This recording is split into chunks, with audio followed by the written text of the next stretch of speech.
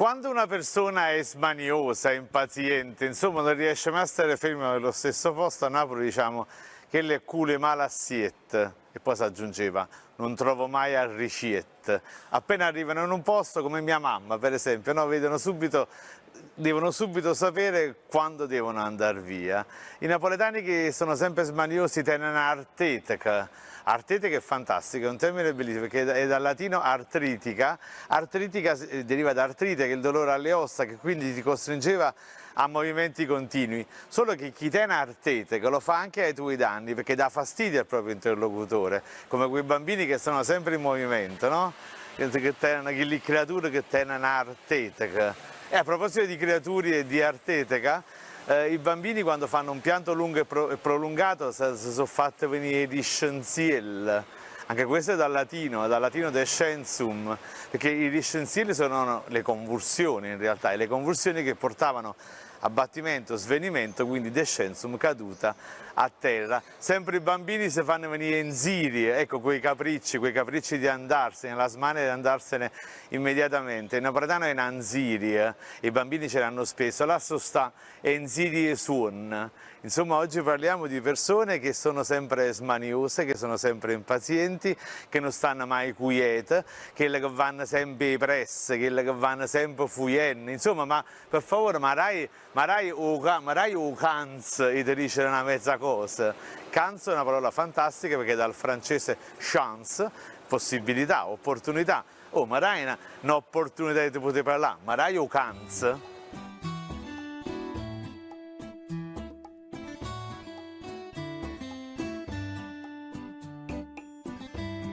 Una persona molto vivace, dinamica, mamma mia pare che tenga un pepe in culo, e in questo caso si fa riferimento alla locuzione viscerale, il famoso pepe in culo alla zoccola, oppure chi le tiene i fruvoli in domaz, cioè c'è i fulmini nel culo e per questo sta sempre in continuo movimento. Una persona che non si ferma mai allo stesso posto, pare che tiene sempre la neve in da sac.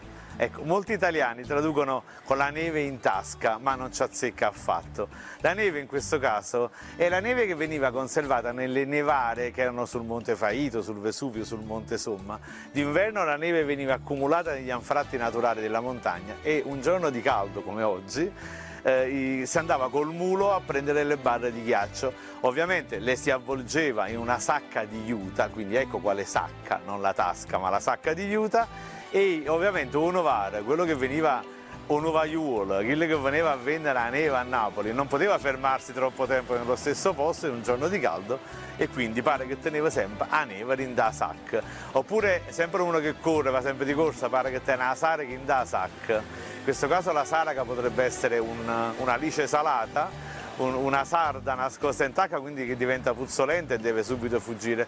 Oppure probabilmente, secondo un'altra tesi, è dall'arabo sarak, che significa refurtiva, quindi quello che ha la refurtiva in tasca se ne deve subito fuggire, come in napoletano quando diciamo chi le tiene un mariuolo in corpo, oppure tiene un serpi in domanacone, ecco, c'ha qualcosa da nascondere. Un altro che si muove sempre pare che tiene un balle San Vito. San Vito protettore dei danzatori, dei ballerini e certo dei tarantolati, era sempre irrequieto. Dovete sapere che San Vito, che è morto nella piana del Sele, aveva guarito il figlio dell'imperatore Diocleziano perché lui soffriva di spasmi, probabilmente soffriva di epilessia. Lo guarisce, ma tuttavia Diocleziano poi lo condanna ugualmente a morte e quindi lui ancora oggi, proprio perché ha guarito il figlio di Diocleziano dagli spasmi, protegge i tarantolati, protegge quelli che hanno la coria di Sydenham, che è una malattia che ti costringe a stare in continuo movimento. Ma la cosa che a Napoli è sempre in continuo movimento, in particolare,